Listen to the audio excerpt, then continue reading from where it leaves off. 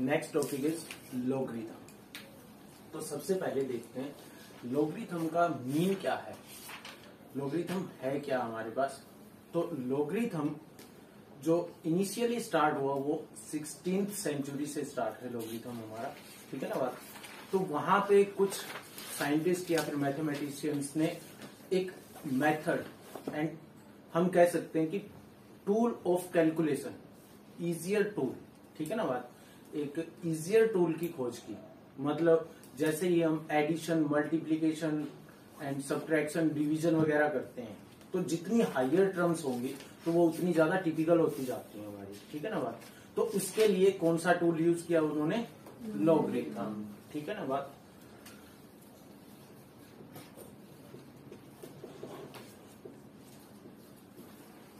Logarithm, ठीक है बात। तो लॉगरिथम को वैसे हम शॉर्टली लिख देते हैं लॉग ऑफ एनी वैल्यू, ठीक है बात, log of x.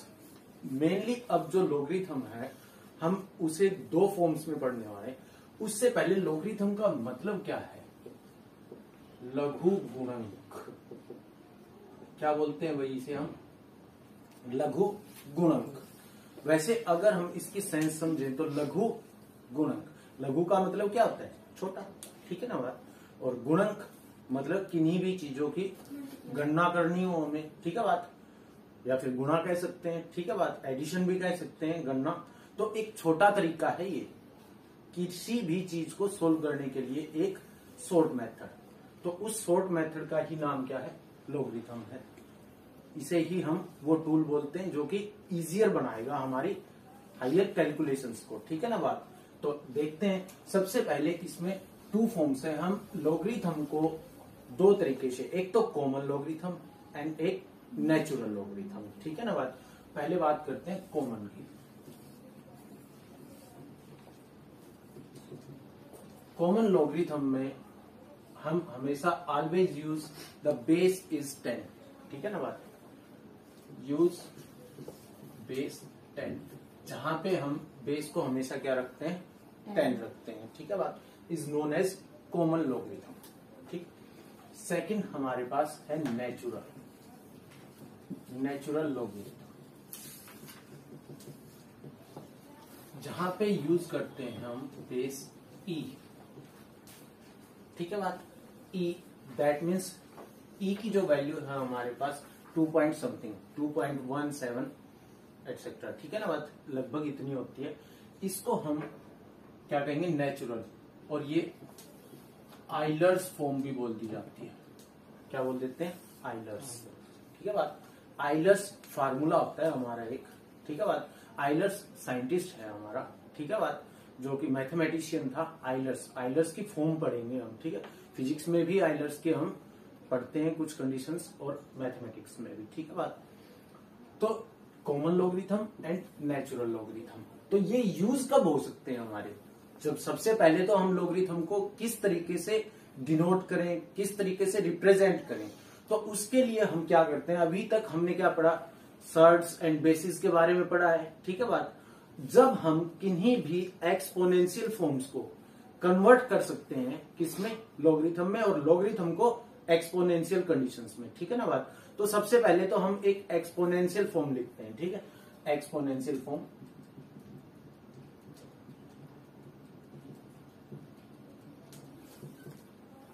A raise to power x is equal to n, understand. ये है हमारी exponential form. How to convert in the logarithmic form, तो हमें लॉगरिथमिक फॉर्म में किस तरीके से लिखना है इन सभी को। जैसे इसके साथ की साथ मैं पैरेलल एक एग्जांपल चलाता हूं, ठीक है बात। अब 2 रेज टू पावर 3 किसके इक्वल है भाई, 8, अंडरस्टैंड, सभी को पता है। अब बात ये थी लघु गुण की, ठीक है। तो 2 रेज टू पावर 9 कितना हो जाएगा, 512, ओके, 512 हो जाएगा। 2 रेज टू पावर 91 कितना होगा, तो वहां जाके हम क्या हो जाते हैं, ऐसा ही हो जाते हैं इसकी कैलकुलेशन करने में, ठीक है। वैसे तो कर सकते हैं, काफी लंबा टाइम लगा के हम बैठे रहेंगे, करते रहेंगे सोल्व से, लेकिन क्या रहेगी, मिस्टेक के ज्यादा चांसेस रहेंगे। तो उसके लिए हम किस टूल का यूज कर लेते हैं, लॉगरिथम का यूज करते हैं। तो पहले मैं यहां पे था एक्सपोनेंशियल फॉर्म पे, ठीक है। अब मैं लॉगरिथमिक फॉर्म लिखता हूं, लॉगरिथम फॉर्म है जो हमारे पास, logarithm of 2 8 is equal to 3। अब हम इसे पढ़ना सीखेंगे, ठीक है ना बात। जैसे यहां पे उसके लिए मैंने इस एग्जांपल को सोल्व किया, that means that form is logarithm of base कितना a n is equal to x। Understand. तो हम इसे कैसे रीड करेंगे, logarithm of n to the base a is equal to x, is equal to x। इसका मतलब logarithm मैंने यहां पे किस चीज का निकाला है, लॉगरिथम ऑफ m। हमेशा कैसे रीड करेंगे, logarithm of m to the base a, to the base a is equal to x। Understand. Similar, तो logarithm of 8 to the base 2 is equal to 3। Understand. सभी को आगे होगी ना ये बात समझ में। तो हमने क्या वैल्यू निकाली है यहाँ पे, लॉगरिथम ऑफ 8 निकाला है, ठीक है। और जहां पे बेस कितना है 2, वो कितना रिजल्ट दे रहा है हमें, 3 के इक्वल दे रहा है। तो प्रॉपर्टीज जब हम पढ़ेंगे तो यहाँ पे हम प्रॉपर्टीज को अप्लाई करेंगे and we get the value is both side equal. तो देखते हैं, वैसे सिमिलर है ये, क्योंकि लॉगरिथम ऑफ 2, ठीक है बात, ये बेस है हमारे पास जो लॉगरिथम है, लॉगरिथम ऑफ 2। 8 को हम क्या लिख सकते हैं, इन द सेंस ऑफ 2 में 2 की फॉर्म में लेके आते हैं वही से, तो 2 रेज टू पावर 3। अंडरस्टैंड। तो पावर चेंज फार्मूला देखेंगे हम एक, जब आगे चलेंगे fundamental law of a logarithm में, तो ये पावर आगे आ जाती है, logarithm of 2 time base 2 and power 2 है यहाँ पे। तो अब हम यहाँ पे देखेंगे, अगर बेस और जो पावर है इक्वल होती है तो उसका रिजल्ट हमेशा क्या आ जाता है, 1 के इक्वल हो जाता है। Then we get 3, that means it is also is equal to 3। Understand. आगे होगी सभी को बात समझ में। तो लॉगरिथम ऑफ m, पहले रीड करना सीखें इसे, ठीक है ना बात, ताकि आसानी रहेगी, आगे आगे बढ़ते चलेंगे हम। Logarithm of m to the base a is equal to x। Understand. a raise to power x is equal to m के लिए है हमारे पास। क्लियर, यहां तक की तो बातें सभी को आगे होंगी समझ में। तो बेसिकली लॉगरिथम था जो हमारे पास। अब कॉमन लॉगरिथम की बात करते हैं। कॉमन लॉगरिथम हम कहां कहां यूज कर सकते हैं, जब हमें पूछ लेता है कि logarithm of, find the value of logarithm of 2, किस चीज की वैल्यू निकालनी है, वही लॉगरिथम ऑफ 2 की। अब यहाँ पे अगर हम ध्यान दें तो क्या है, बेस नहीं है, तो वहां पे हमेशा हम किस चीज का यूज करते हैं, वही कॉमन का, ठीक है ना बात। ऑलवेज वी यूज द 10, हमारी मर्जी है, हम वहां पे क्या यूज कर सकते हैं, that means it is also equal to logarithm of 2 base कितना है 10। अंडरस्टैंड। तो हम इसे, अंडरस्टूड कंडीशन रहेगी ये कॉमन में जब भी आएगी हमारे पास बात, तो जहां पे बेस नहीं होगा वहां पे कितना होगा, 10 होगा। क्लियर है यहां तक की बात। तो चलते हैं वही आगे,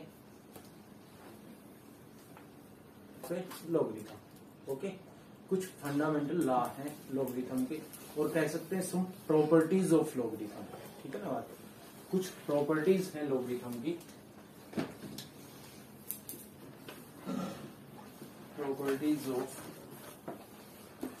प्रॉपर्टी ऑफ लॉगरिथम।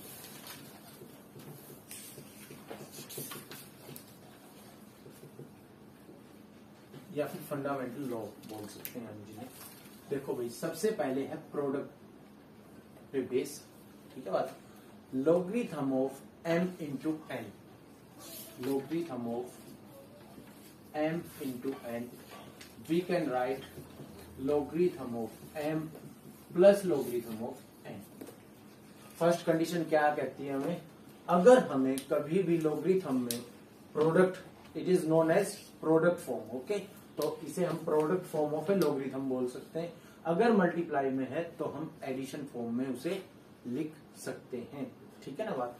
सेकंड है हमारे पास question form, logarithm of m by n is always equal to logarithm of m minus logarithm of n।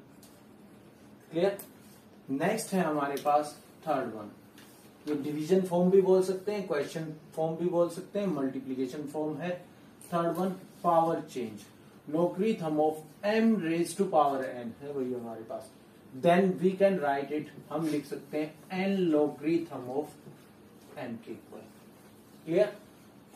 Fourth one आपने काफी कम देखी होगी, जिनके पास मैथमेटिक्स था पहले भी तो उन्होंने भी, तो logarithm of base a m and b n। Okay, double times है हमारे पास, ठीक है। वैसे तो मैं डायरेक्ट क्या कह सकता हूँ, यहाँ पे पावर की कंडीशन इसे लिख सकता हूँ, लेकिन एक बात ध्यान रखना, काफी यूज में रहेगी ये क्वेश्चंस में हमारे पास। तो यहाँ पे बेस a की पावर में n है, अगर मैं एक्सपोनेंशियल फॉर्म्स 2 इनमें से सिलेक्ट करता हूँ, a की पावर m है और b की पावर n है, तो हम क्या करेंगे, जो हमारे पास बेसिस है यहाँ पे 2 एक्सपोनेंशियल कंडीशंस के, ओके अंडरस्टैंड, तो वो आ जाएंगे हमारे पास b बाय में, जैसे ये है हमारे पास, ठीक है बात, अपर वो है लोअर ये है, तो मैं डायरेक्ट लिख सकता हूँ b बाय में a logarithm of m raise to power n। Understand, जो बेस थे ना हमारे पास यहाँ पे वो अलग से ही रहेंगे, क्लियर, और जो पावर्स थी वो अलग से आ जाएंगी हमारे पास। एक इसके अलावा बेस चेंज फार्मूला आएगा, ये बात आई समझ में सभी को।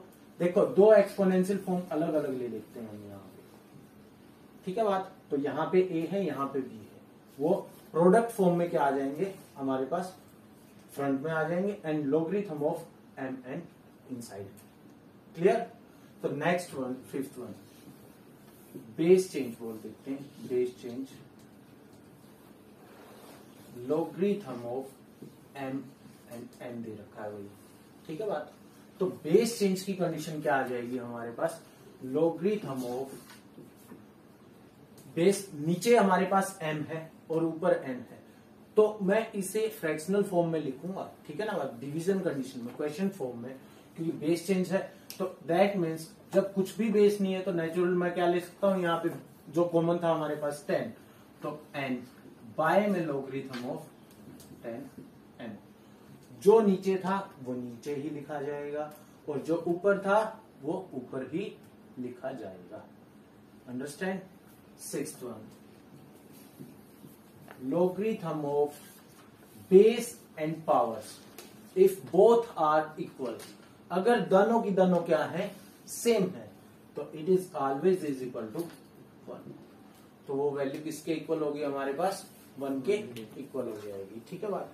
सेवंथ वन, अब 2 और 3 लॉगरिथमिक कंडीशंस हैं हमारे पास, तो वो कंडीशंस जैसे कि लॉगरिथम ऑफ x y, यहां पे देखना पावर कौन है, y, into logarithm of y z, यहां पे पावर z है, and into logarithm of z x, it is also is equal to 1। इसका रीजन देखते हैं अब एक बार।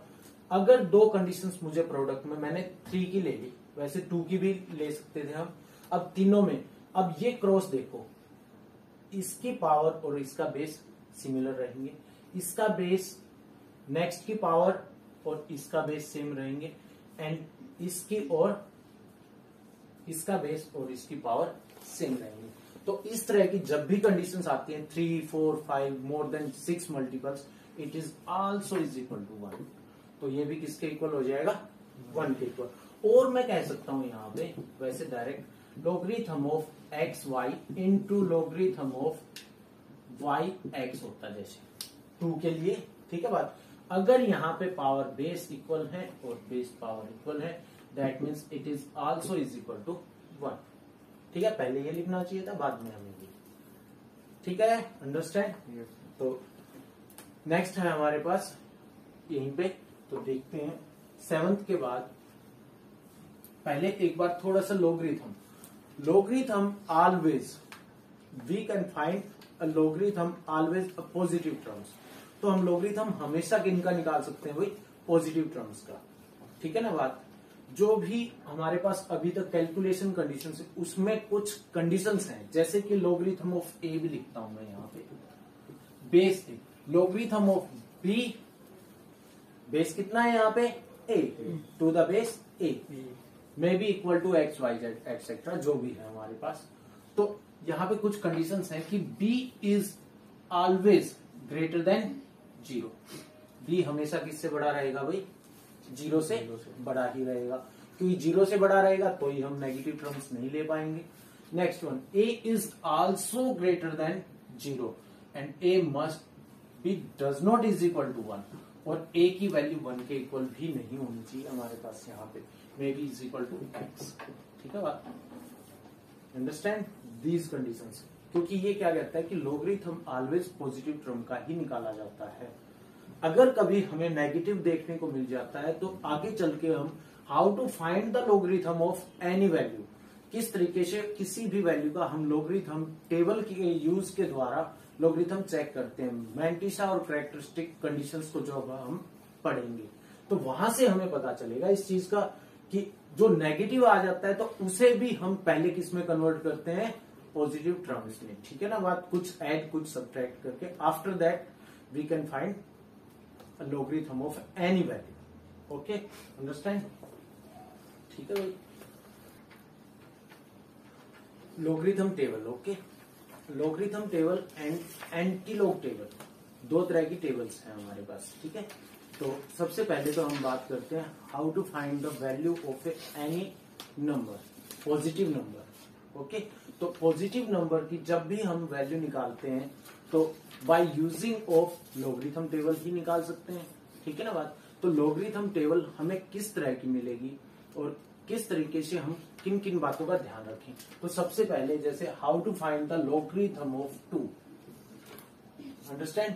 तो हमें क्या किया जाए कि लोगरिथम ऑफ 2 की वैल्यू का हमें पता चले। ठीक है, तो लोगरिथम ऑफ 2 में हमारे पास यहाँ पे it is known as an integer, 2 तो अकेला एक इंटीजर है, तो हम किसी भी रियल नंबर का भी निकाल सकते हैं, बट कंडीशन क्या है हमारे पास, ऑलवेज पॉजिटिव नंबर्स।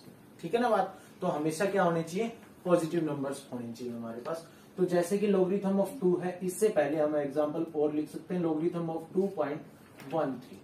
अब 2.13 में हमारे पास देखने के लिए दो कंडीशंस हैं। अगर मैं देखूं तो पॉइंट से पहले तो एक इंटीजर पार्ट है, ओके, क्योंकि ओनली 2 है, और पॉइंट के साथ decimal, that means this part is known as decimal part of 2.13। तो अगर मैं बात करता हूं 2.13 की, it is known as integer part in mathematical form and this one is decimal part, understand? लेकिन in the form of logarithm, logarithm की भाषा में जो पॉइंट से पहले वाली कंडीशन है उसे हम कैरेक्टरिस्टिक पार्ट का नाम देते हैं। Okay, that means this part is known as characteristic part, तो इसे हम क्या कहेंगे, characteristic part. And after that point, that means it is known as mantissa part. क्या कहेंगे भाई, मैंटिसा पार्ट, अंडरस्टैंड? वैसे जनरली तो हम जो बोलते हैं पॉइंट्स की कंडीशन को इंटीजर एंड डेसिमल पार्ट्स, और in the form of logarithm this one is characteristic part and this one is mantissa part, understand? How to find the value of that, understand? इसकी value हम कैसे check out करेंगे। अब जब हम logarithm table की बात कर रहे हैं तो लोगरिथम टेबल हमें किस तरह की मिलेगी, ठीक है ना बात? वैसे कैलकुलेटर तुम्हारे अलाउड है एग्जाम में, तो वहां से तो तुम डायरेक्ट लोगरिथम देख ही सकते हो, लेकिन बाय टेबल किस तरीके से चेक किया जाता है हमारे पास। तो टेबल की बात करूं तो मैं एक बार हमें एक रफ फॉर्मेट बता देता हूं उसका। यहां पे हमें नंबर्स मिलेंगे, वेयर टू स्टार्ट, जो नंबर्स हमारे 10 से स्टार्ट हो जाए, अंडरस्टैंड? कहां से, 10, ठीक है, 11, 12, 13, मतलब एक मिनट, पॉइंट डेसिमल, दो टेबल मिलेंगी, एक तो logarithm table and antilog table.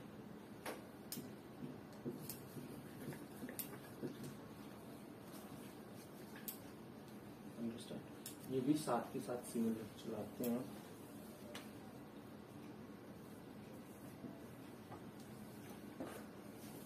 इसमें 3 पार्ट्स होंगे हमारे पास। Here is number, this part is known as main table।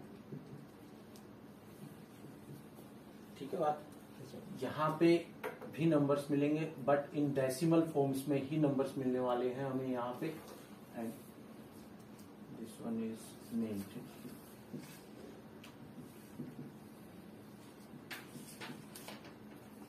Clear. अब देखो यहाँ पे जो नंबर्स हमारे स्टार्ट होने वाले हैं, वेयर टू स्टार्ट, और यहाँ पे जो नंबर हमारे स्टार्ट होने वाले हैं, यहाँ पे हमारे डेसिमल के, क्योंकि ये एंटीलॉग टेबल है, लॉगरिथम का बिल्कुल opposite is known as antilog.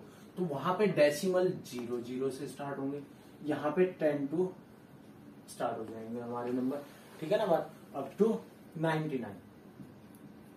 This one is up to 0.99, 0.00। ठीक है ना बात। क्लियर है यहां तक की बात। तो how to find that value, हम इस वैल्यू को, यहाँ पे जो हमारे नंबर्स मिलने वाले वो स्टार्ट हो जाएंगे हमारे 0, 1, 2, 3 अप टू 9। सिमिलर यहाँ पे 0 इंक्लूड नहीं होती है, mean difference table. This one is mean difference table. Understand. Okay, वहां पे भी सिमिलर है ये मीन डिफरेंस टेबल। ओके, तो मीन डिफरेंस टेबल रहेगी जो कि 1 to 9 स्टार्ट होगी, 1, 2, 3 अप टू 9। सिमिलर यहाँ पे रहेगा 0, 1, 2, 3 up to 9 and 1, 2, 3 up to 9। Okay, clear. तो अब वैल्यू हमें फाइंड आउट करनी है लॉगरिथम ऑफ 2.13 और मे बी लॉगरिथम ऑफ 2 की। ओके, तो पहले बात करते हैं, अगर लॉगरिथम ऑफ 2 है तो यहाँ पे कैरेक्टरिस्टिक पार्ट कितना है और मैंटिसा पार्ट कितना है। How to check the value of logarithm 2, understand. तो अगर मैं बात करता हूं 2 में कैरेक्टरिस्टिक कितना है और मैंटिसा कितना है, तो पॉइंट हमारी मर्जी है, जितनी बार भी 0 लिखें तो it is also is equal to 2 ही था। ठीक है बात। तो यहाँ पे कैरेक्टरिस्टिक पार्ट तो 2 है सिर्फ, और मैंटिसा कितना है भाई 0, 0, 0। ठीक है ना बात। दैट मीन्स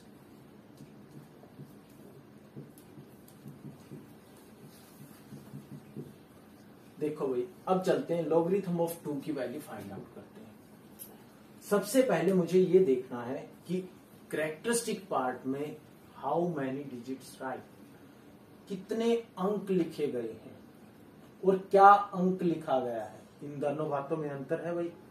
सभी समझ रहे हैं कि कितने अंक लिखे गए हैं, या फिर मैं कहूं कि क्या अंक लिखा गया है, क्या डिजिट लिखा गया है, या फिर कितने डिजिट्स लिखे गए हैं यहाँ पे। तो सबसे फर्स्ट स्टेप हमारा क्या रहता है, कितने अंक लिखे गए हैं यहाँ पे, सिर्फ 1। ठीक है ना बात।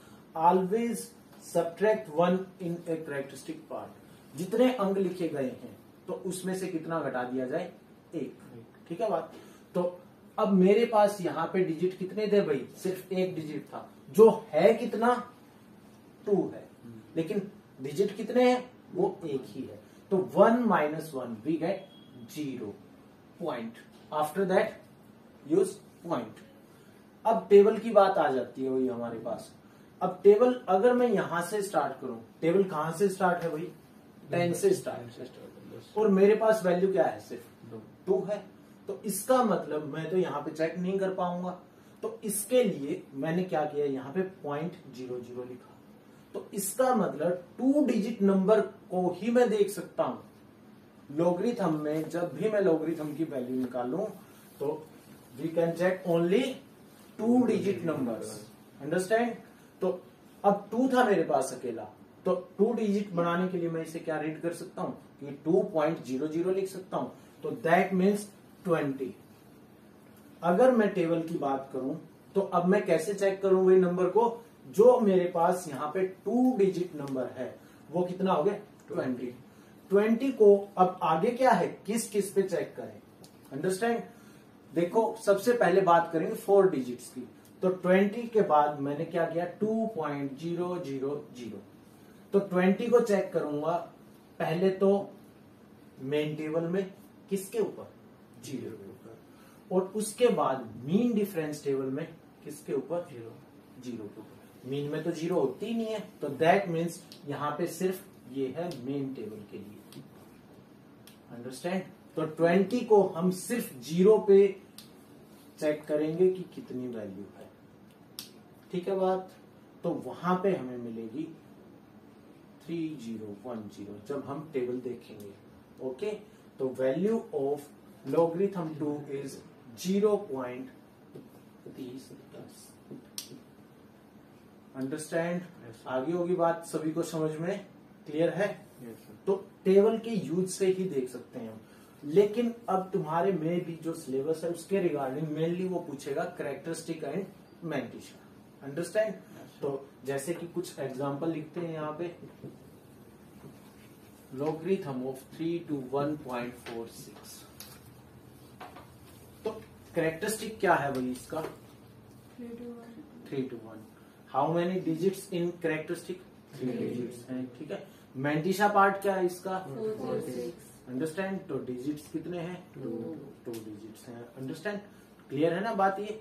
तो ये यहाँ पे 0 की कंडीशंस भी बताएगा, वो आफ्टर दैट देखेंगे। ठीक है। लेकिन मेनली कैरेक्टरिस्टिक और मैंटिशा के बारे में ही बता रखा है ज्यादा, कि कैरेक्टरिस्टिक पार्ट क्या है हमारा और मैंटिशा पार्ट क्या रहेगा हमारा। ठीक है ना बात? आफ्टर दैट उसके अलावा मेन यूज में रहेंगी हमारी प्रॉपर्टीज, जो अभी हमने पढ़ी। मे बी 8 और 9 प्रॉपर्टीज थी, मल्टीप्लीकेशन, डिवीजन और पावर चेंज, बेस चेंज। ठीक है ना बात? लॉगरिथम ऑफ वैल्यूज जितनी भी थी। Okay, understand? तो यहीं तक ना।